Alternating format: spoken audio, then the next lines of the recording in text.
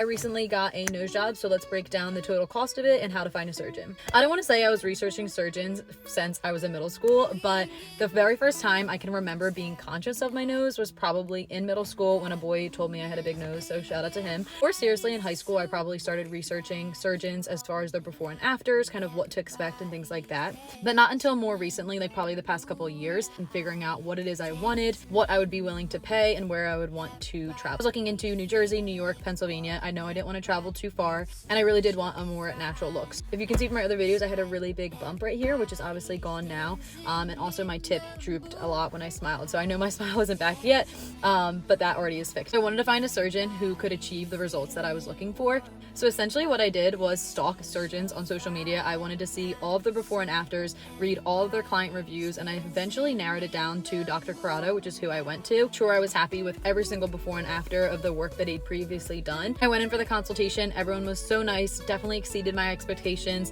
I mean, an idea of what my nose would look like by computer imaging. So before pictures, and they edited it for me so I could have an idea, and I was really happy with that. So I went in for a consultation, I think on a Friday, and by Monday I booked him. So now let's break down what the entire thing cost. So essentially what I got done was a rhinoplasty and a septoplasty. So in addition to the cosmetic changes obviously that I was looking for, I also did have a pretty deviated septum, so we fixed that as well.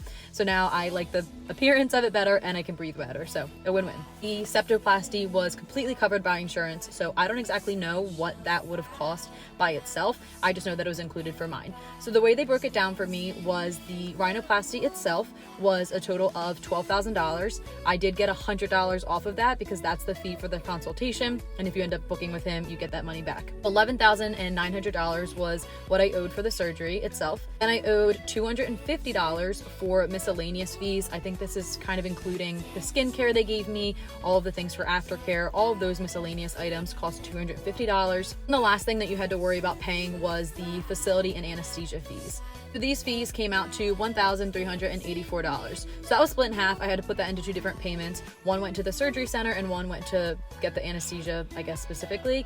Everything included, the rhinoplasty, septoplasty, everything total came out to $13,534.